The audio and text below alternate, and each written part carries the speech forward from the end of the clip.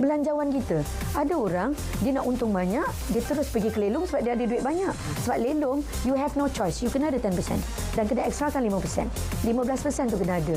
Kan? Dan bila kita nak apply loan untuk lelong, kita tak boleh menggunakan harga pasaran. Kita kena menggunakan harga reserve tu.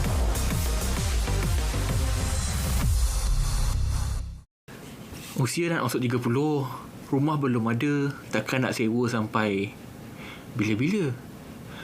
Korang ada masalah sama? Ataupun korang dah beli rumah? Semuanya dalam Senang Faham minggu ini. Kalau sewa pun, berapa lama kita kena sewa rumah tu. So, kalau beli itu rumah kita, so kita boleh buat apa-apa kita nak. Kalau kita tak mampu sewa, tapi kalau seboleh-bolehnya, kalau kita ada duit lebih, ada simpanan sikit, ataupun kita buat pengeluaran ke WSP, bolehlah kita beli. Mungkin setengah orang, dia beli rumah, tapi dia jadikan itu sebagai pelaburan. Saya setuju untuk kita memiliki rumah sendiri. Katakan kita allocate setiap bulan 1,200 untuk sewa rumah. Sedangkan kita mampu untuk beli rumah sendiri, 1,200 tu kita bayar bulan-bulan. At the end, rumah tu jadi milik kita.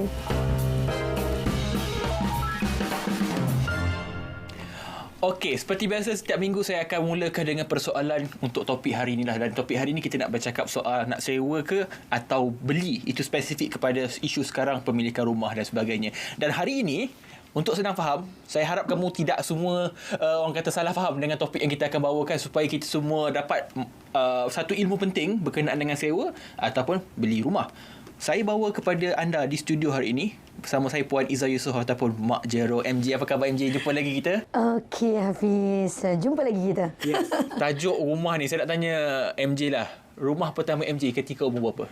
22 tahun. Kalau spesifiknya 21 lah Hafiz, 21. Sangat muda ada rumah. 21. Habis diploma MJ kerja, terus ada goal nak membeli rumah. Sekarang ada berapa rumah? Lebih daripada 20 lah. 20 rumah. Aduh, banyak nak satu. Okey, 21 ada satu rumah. Tapi kita nak bawa dulu soal sewa ataupun beli. Okey, MJ pernah menyewa, MJ pun membeli. Macam tu. Okey, pengalaman menyewa tu. Kenapa nak menyewa atau...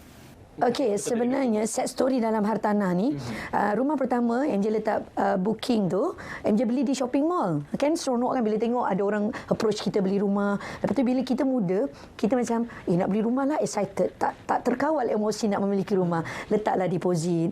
Rupa-rupanya tak tengok show house, rupanya developer bankrupt. 6 tahun. Tu yang jadinya beli dah letak deposit, dah masuk loan apa semua, developer bankrupt. So MJ terpaksalah menyewa. MJ beli rumah macam beli baju je Permulaannya tidak, Hafiz. Bila kita baru mencipta pendapatan kita kan, so kita mesti ada rasa nak membeli rumah kan. So jadinya bila emosi tak terkawal, itu sangat bahaya dalam pembelian rumah ni. Kan, kadang-kadang menyewa lebih baik daripada membeli. Tapi Aman cakap hina sangat ke kalau menyewa rumah ni sebenarnya? Tidak. Janganlah rasa hina. MJ pun pernah menyewa kan. Dia berbalik kepada objektif. Kita punya pemilihan rumah tu. Kita nak duduk rumah keperluan ke, duduk rumah kehendak. Menyewa pun ada orang menyewa rumah kehendak, bukan rumah keperluan. So, pada pendapat peribadi MJ, matlamat jenis rumah tu penting. Kita nak prioritikan adalah rumah keperluan. Kerana apa? Bila kita bercakap tentang rumah dia memerlukan bajet. So bajet kita kena study dulu. Bajet kita ni sesuai berapa. So rumah keperluan kita berapa. Jangan sampai mengikut emosi kita menyewa rumah kehendak, terbeli rumah kehendak, kerana dia akan menyebabkan berlakunya kegagalan dalam pengurusan kewangan. Kerana cash flow kita akan problem. Hanya sebab kehendak dan keperluan tadi tu. Kan. Rumah pun ada kehendak keperluan, kereta ada kehendak keperluan, sama je. Itulah hidup kan. Okey, kalau kita nak menyewa, katakanlah saya pun menyewa sekarang. Kita nak menyewa ni berapa lama kita boleh menyewa kalau ikut pandangan MJ? Okey. So dia ada kelebihan menyewa, ada kelebihan membeli kan. Ada pro and cons dia. So kalau sekiranya kita melihat kepada kelebihan menyewa adalah dari segi dia punya permulaan kos dia. Permulaan kos rendah, kita just bayar kita punya deposit untuk 3 bulan kan. Berbanding dengan membeli, membeli ni kos dia agak tinggi, bergantung kepada pemilihan jenis hartanah kita beli. Kita beli untuk first development ke, kita beli dengan developer ke, kita beli lelong ke, ataupun kita beli subsale, kita beli atas tangan orang. Ada orang macam kalau beli rumah ni kos tinggi. Tidak semestinya. Ada hartanah yang MJ beli, MJ letak deposit saja. 5,000, MJ dapat 2 shop lot. Kan itu bukan rumah lah, tapi shop lot di Puchong. Pada ketika itu adalah zaman recession tahun 2008-2009. So letak deposit 5,000 dapat 2 unit shop lot, 220,000 dan sekarang market value 900,000. Tidak semestinya kos tinggi. Dia sebenarnya bila kita ada ilmu pemilihan hartanah kita keperluan tadi, dan lepas tu kita decide sama ada nak beli under construction ataupun subsale ataupun lelong, bergantung kepada bajet. Okey. So jadinya tadi tak salah untuk menyewa, bergantung pada bajet. Okey, saya ada baca jugalah yang menyewa ni, ada juga pakar ekonomi yang kata, ni saya pernah interview, dia kata kalau kita menyewa akan ada banyak lebihan duit berbanding kalau kita ada rumah sendiri. Setuju ke tidak sebenarnya? Okey, berbalik pada dia ada pro and cons. Kalau kelebihan, kalau kita membeli, kita dapat keuntungan daripada peningkatan harga tanah tadi.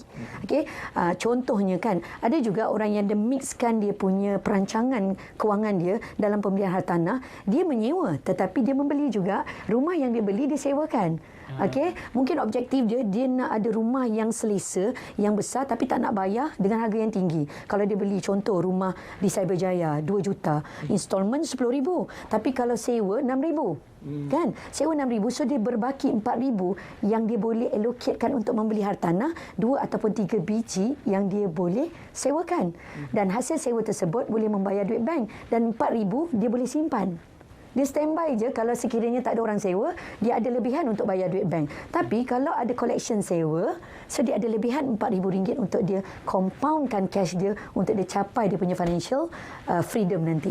Itu formula dia tu. So dia mix lah kan. Dia sewa, lepas tu dia ada beli, dia boleh menyimpan duit. So dia bergantung kepada matlamat dan kehendak ataupun keperluan individu tersebut. Ini semua soal pengurusan duit yang bijak lah. Ya. Sebab dalam pembelian hartanah ni berkaitan dengan duit. Kewangan dengan hartanah ni tidak pernah terpisah. Pelaburan yang tidak pernah salah. Pelaburan, kalau nak bercakap MJ ni 23 tahun dalam industri ni kan, salah tu banyak. Kan? So jadi ini sebab tu MJ suka berkongsi supaya orang tak repeat MJ punya kesalahan tu. Antaranya strategi konon-konon beli rumah 2 juta, 3 tahun rumah tu siap boleh jual 3 juta. Kan di Cyberjaya. Rupanya siapa nak beli 3 juta ni kan? So terikut emosi. Lepas tu tak belajar, macam shortcut je. Oh aku 3 tahun untung 1 juta. Syok ni. Kan akhirnya tak ada orang beli. Itu antara jerat-jerat. Ada yang MJ beli hartanah, MJ letak deposit 12,000 booking. Lepas tu lambat apply loan. Sibuk-sibuk lambat apply loan. So dia ada grace period. Kan bila lambat burn. Kan developer bankrupt 6 tahun serve loan, duit banyak habis. So banyak sangat pengalaman jerat-jerat kewangan hartanah ni yang MJ lalui sepanjang 23 tahun. Bukan indah-indah saja. Ini jadi MJ foundation dia sangat kuat soal kewangan. Okey, itu soal sewa. Kalau kita nak beli, macam MJ kata ada kesilapan juga nak beli. Sekarang ni pun tengok ramai trend macam tengok kawan dekat social media dah beli rumah. Kita pun menggelabah nak beli juga. Tak terkawal emosi. Sedar-sedar kita buat silap. Apa antara silap-silap yang selalu orang muda lah buat bila beli rumah ni? Sebenarnya in summary, MJ rasa beli hartanah ni best. Sebenarnya best. Kenapa? Yang salah tu salah, tapi insyaAllah Allah bagi kita yang betul kan. Antaranya MJ dapat membeli satu hartanah 300,000, MJ dapat menjualnya pada harga 685,000 dan MJ dapat menunaikan haji bersama mak dan suami daripada keuntungan hartanah tersebut. So kita tak kata dia tak indah, kita tak kata dia indah saja, normal kan. So jadinya kita kena cari ilmu untuk pembelian hartanah ni mengikut susunan yang betul, kan, mengikut keperluan yang betul, bukan kehendak. So jadinya yang MJ nampak dari segi capital appreciation lah tadi kan, dan juga kalau tadi MJ kata MJ dapat menunaikan haji, dan antaranya orang boleh menjadikan hartanah ni sebagai keuntungan yang boleh menjana dana pendidikan anak-anak, dana persaraan kita untuk jangka masa panjang. So pembelian hartanah ni MJ lebih melihat kepada keuntungan jangka masa panjang untuk peningkatan harga tanah tersebut, hartanah tersebut. Tapi ada juga orang membuat duit, contohnya dalam sublet. Dia boleh buat keuntungan jangka masa pendek untuk cash flow. Dia menyewa 1,000, dia dapat sewakan 2,000. So dia dapat cash flow 1,000 kan dekat situ. So jadinya 1,000 tu dia boleh pula sewa rumah. Kan keuntungan daripada situ dia boleh pula sewa rumah. So jadinya dekat sini MJ nampak dia bergantung kepada matlamat kita. Dan utamakanlah keperluan tu, hartanah keperluan. InsyaAllah dia tak akan ganggu kita punya financial planning, kita akan tidak menjadi beban. So keperluan dulu barulah kehendak. So kalau nak beli rumah ni kita kena ada cash reserve yang banyak ke atau Cukup sekadar ilmu yang cukup untuk supaya tak ada silap. Dia sebenarnya pelaburan yang paling penting adalah pelaburan ilmu, supaya duit kita tidak melebur. Kita expect nak melabur, akhirnya melebur kerana kita tak ada pelaburan dalam ilmu. So cari ilmu dulu, insya-Allah kita akan ada perancangan jangka masa pendek, kita ada perancangan jangka masa panjang. Kedua-duanya perlu, sebab hartanah ni boleh menyumbang kepada strategi persaraan, strategi pendidikan. Kalau sekiranya kita sampai bila-bila menyewa, macam mana kita nak exit untuk kita dapat keuntungan hartanah tersebut? So, mulakan dengan menyewa, kumpul duit, disiplin menyimpan untuk kita ada deposit untuk membeli hartanah. Dan membeli hartanah tidak semestinya deposit yang mahal. Bergantung kepada tadi, macam pengalaman MJ mulakan dengan first development. Kerana developer-developer ni, bila dia nak menjual, dia akan offer banyak promosi-promosi yang tak perlu down payment, terus boleh masuk loan, just letak booking fee kan. So, second step, selepas MJ buat under construction, MJ pergi kepada subsale pula. Sebab MJ dah ada duit untuk kumpul deposit 10 ke 15%. So, bila MJ dah generate keuntungan dalam hartanah, MJ pergi kepada lelong pula. So ni game dia. First development, kurang kos. Yang kedua, subsale, tengah-tengah dia punya kos. Yang ketiga, lelong, kos dia tinggi tapi keuntungan banyak. Macam adik MJ sendiri, pada usia dia 23 ke 24 22 kot. 22 dia dapat membeli hartanah lelong pada harga 330,000 market value, dia dapat lelong 198,000. Best ke best sangat. Sebab kakak dia jerung kan, dah ada ilmu. Kakak dia dah banyak silap, so adik dia tak boleh silap lah, dilarang silap. So kita guide dia dengan ilmu, so dia bertindak dengan ilmu, insya-Allah untung. Okey, bila bab beli rumah juga ada banyak macam MJ kata ada subsidi, ada lelong, ada rumah baru. Yang mana paling elok sebenarnya? Ke semua ni ada ke cara dia? Dia back to financial planning lah, budget. Belanjawan kita. Ada orang dia nak untung banyak, dia terus pergi ke lelong sebab dia ada duit banyak. Sebab lelong you have no choice, you kena ada 10% dan kena extrakan 5%. 15% tu kena ada. Kan? Dan bila kita nak apply loan untuk lelong, kita tak boleh menggunakan harga pasaran. Kita kena menggunakan harga reserve tu. Harga yang price yang kita beli ketika lelong tu. So jadinya kita perlukan duit yang banyak lah untuk gelanggang lelong berbanding dengan first development dan juga subsale.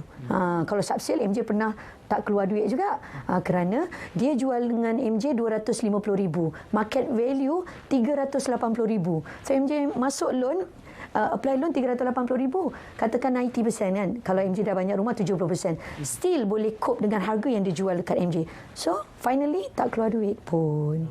Macam baik tu. MJ, last but not least, take home message lah kepada penonton kita supaya senang faham dalam soal sewa, beli dan juga ilmu keuangan. Okey, so first adalah tentukan matlamat, rumah keperluan ke rumah kehendak yang kita nak beli. Semestinya rumah keperluan perlu diutamakan. Kedua, kena pasti kita punya bajet, kena simpan, kena tahu bajet kita nak sewa berapa kita nak keluar setiap bulan. Ketiga, kena disiplin menyimpan untuk membeli. Dia jangan menyewa sampai bila-bila, kerana kita nak juga ada rumah di tanah air kita sendiri, betul tak? Kan? Sebab kenapa kena ada rumah di tanah air kita ni? Kerana kita nak legasikan rumah tu kepada anak cucu cicit kita. Kalau kita menyewa, kalau kita meninggal, kita tak boleh nak legasikan rumah tu kan. Okey. So dan yang keempat adalah kena repeat balik yang formulir yang pertama tadi. Kena pasti rumah balik, kena letak bajet, kena disiplin menyimpan supaya rumah kita jadi banyak dan kita tidak meletakkan rumah di hati. Finally rumah-rumah kita ni kita boleh buat saham-saham akhirat. Contohnya ada antara rumah MJ jadikan madrasah dan juga rumah inap ulama di Kelantan dan juga di Rawang. Okey, so ada rumah yang banyak, kita boleh memberi, insya-Allah. InsyaAllah. Thank you MJ atas perkongsian. Saya harap semua faham dan juga senang faham dengan topik kita minggu ini. Jumpa lagi minggu depan. Assalamualaikum. Bye-bye.